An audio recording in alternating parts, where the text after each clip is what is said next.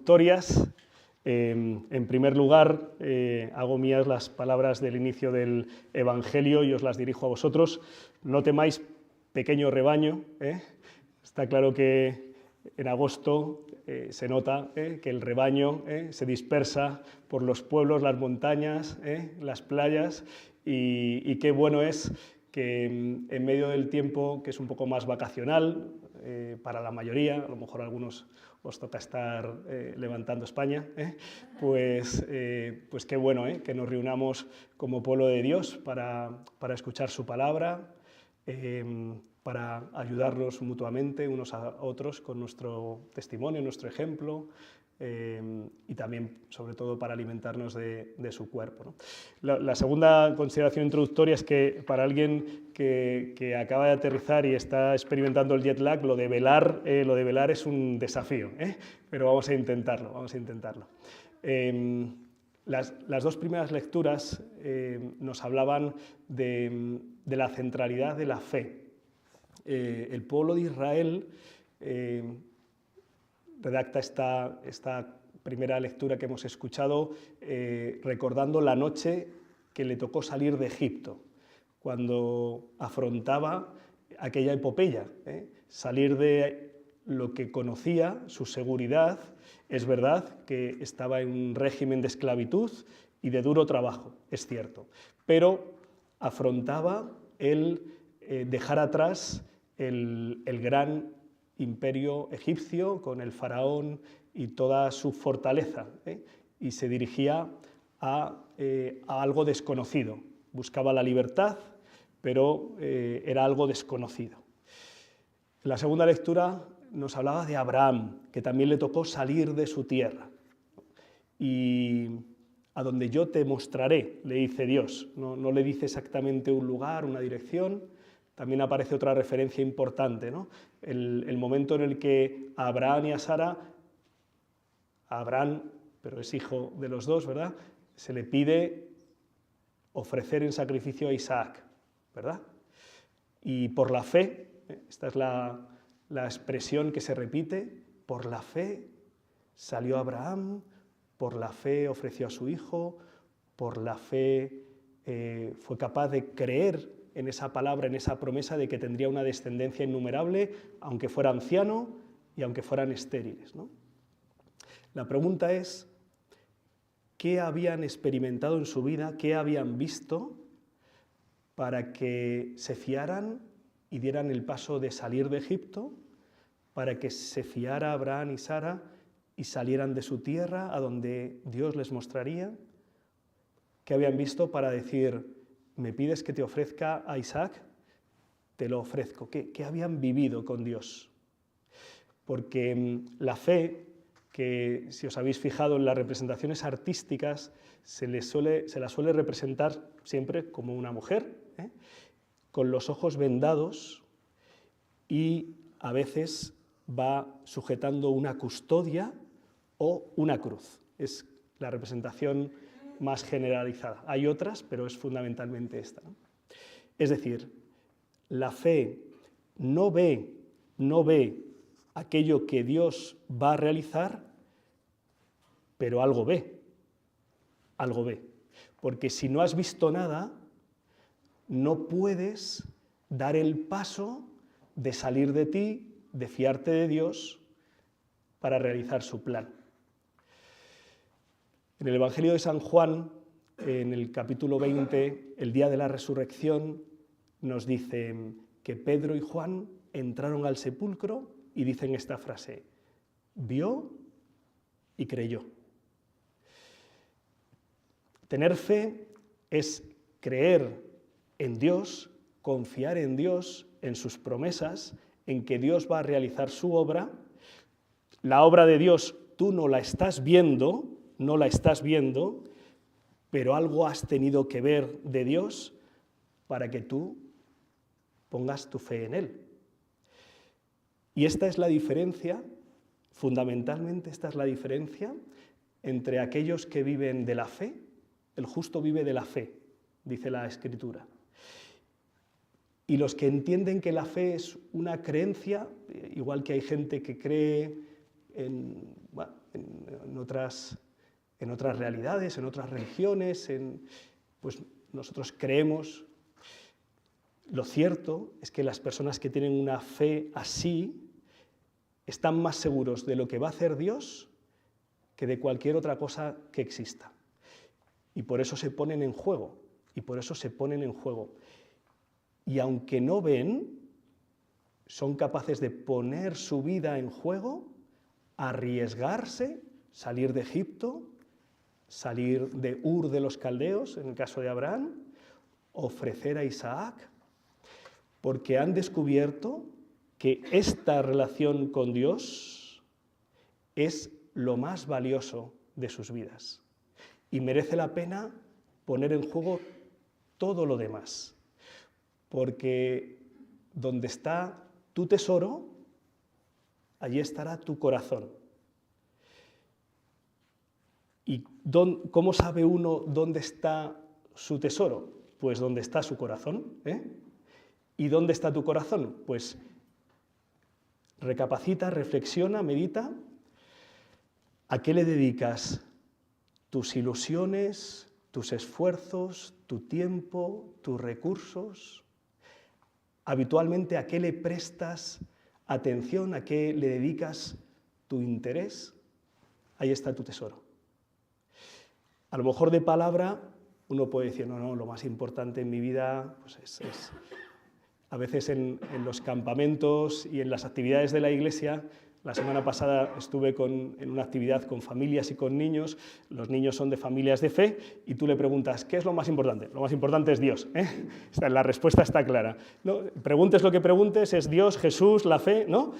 Y dices, ya, vale, la respuesta teórica la sabemos. Pero ¿dónde está tu corazón, amigo, amiga? ¿Dónde está verdaderamente?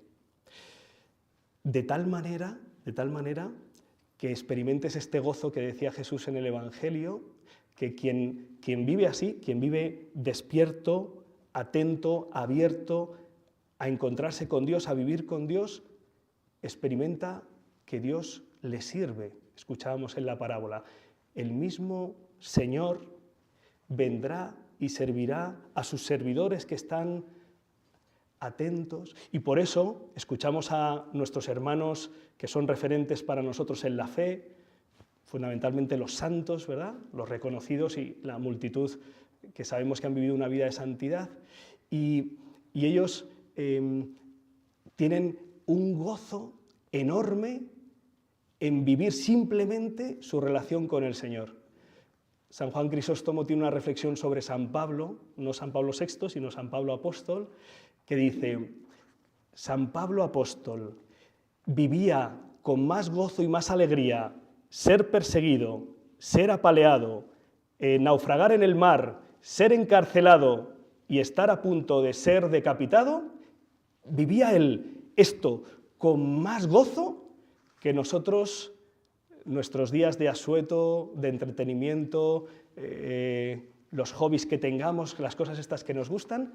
Él vivía con más pasión, con más intensidad, con más alegría. Ay de mí si no evangelizara, ay de mí si no dedicara mi vida a anunciar a Cristo, ¿qué sería de mí? Y dices, pero Pablo, que te han apaleado. Él dice, 3 veces me dieron 40 azotes menos 1, en la prisión, 1 día y medio en el mar naufragado. Pero, San Pablo, ¿cómo no tiras la toalla y dices, anda, que anuncie otro a Jesús? No. Para mí la vida es Cristo, y morir una ganancia. El domingo pasado, en esta misa, os mencionaba que habían muerto 2 jóvenes en el contexto del jubileo de los jóvenes.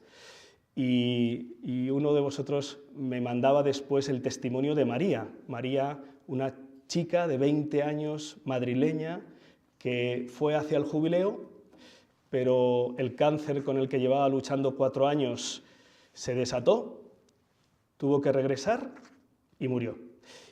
Algunos habréis seguido, quizá, porque ha tenido un cierto recorrido mediático en los ámbitos eclesiales, aunque no solo, porque yo lo he visto en algún medio nacional.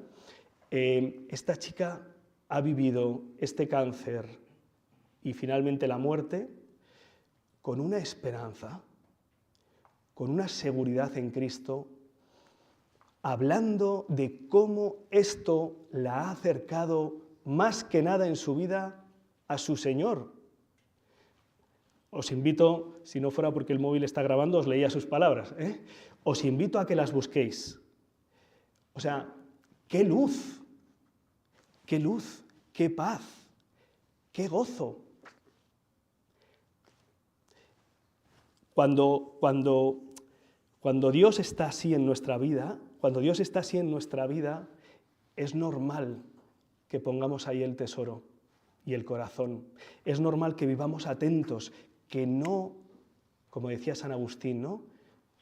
Cuidado, que pasa la gracia de Dios, no vayas a perderla, que no vuelva, que no me pierda la acción de Dios en mi vida, pero que no me lo pierda en ningún momento, que tenga, o sea, hay que tener ansia de Dios, de nada más, Y uno puede vivir ahora estos momentos, supongo, ¿no? de más tranquilidad, asueto, descanso, con la conciencia de estar acompañado por el Señor, dedicar un tiempo de lectura o de paseo, descubrir la naturaleza, estar con la familia, servir a los hermanos, ¿no? Todo con el Señor. Y entonces el Señor, que venga cuando quiera. Dichoso el que cuando venga el Señor esté preparado y le encuentre, porque lo va a recibir todo multiplicado. Qué gozo, qué maravilla.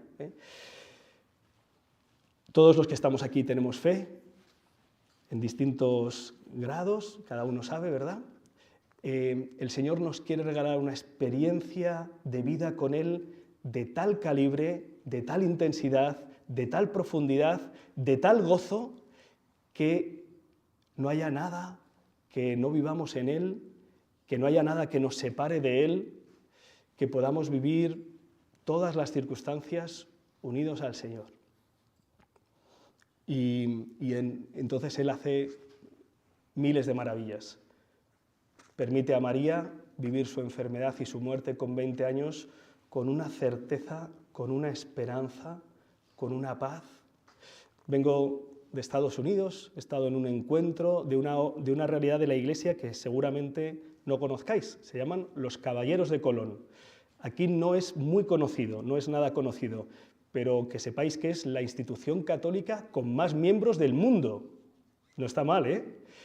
Y esto nació en un contexto dificilísimo. Y es que estos días he aprovechado, a mí me gusta mucho la historia, he aprovechado para intentar empaparme, leer, he estado viendo cosas de la Guerra de la Independencia, de la Guerra Civil de los americanos, y fijaos, en el siglo XIX los católicos en Estados Unidos eran los parias de la sociedad. De hecho, había anuncios de trabajo que ponían abstenerse irlandeses, porque los irlandeses eran católicos, o abstenerse italianos, porque los italianos eran católicos. En ese contexto, un sacerdote, descendiente de inmigrantes irlandeses, el padre Michael McGivney, que es beato, se le ocurre unir a los hombres católicos, porque la unión hace la fuerza, para ayudarse mutuamente. Y en este contexto, pues crea los Caballeros de Colón. Hoy en día, se lo comentaba ahora a Edmundo, ¿no? En la misa de apertura había 10 cardenales y 50 obispos. Así, lo típico, ¿eh? Le decía a Edmundo, nunca en mi vida he hablado con 3 cardenales el mismo día, ¿eh? El padre McGivney, en el año 1882, cuando fundó esto, si le dicen que en el año 2025 iba a ser la institución católica con más miembros del mundo, 2.100.000 hombres, solo hombres. Pero por la fe, él hizo el primer paso. Reunió a un grupo de hombres en su parroquia y les dijo, tenemos que hacer algo para ayudar a las viudas y a los huérfanos, porque en un contexto donde la masonería tenía una fuerza increíble, seguramente la sigue teniendo, pero en aquel contexto era tremendo. Yo me maravillaba. Obras de la Iglesia hay millones, en estos días he conocido a varias, te impresiona, ¿no?, ver. ¿Y cómo se hacen estas obras? La acción de Dios y la fe tuya y mía. Es increíble, es precioso. Es una llamada a decir, oye, el tesoro está aquí, el tesoro está en el Señor. No te lo pierdas, no te lo pierdas, no vivas embotado, no vivas dormido, vive atento, vive despierto, búscale, acógele y Él hace maravillas. Sacar a un pueblo de la esclavitud, crear un pueblo de un matrimonio viejo y estéril y hacer maravillas y milagros en una joven enferma, en familias, en jóvenes, en adultos, en la Iglesia. En medio de la fragilidad, ¿verdad? En medio de la fragilidad que todos experimentamos. Vamos a pedirle a María, Reina de la Paz, Madre, derrama la paz de tu Hijo sobre el mundo, que lo necesitamos. Tremendo, ¿verdad?, el contexto de guerra en el que vivimos. Y Madre de la Iglesia, cuida por tu Iglesia y cuida por tus fieles para que sigamos poniendo nuestro corazón en tu Hijo y que Él sea nuestro tesoro. Que así sea.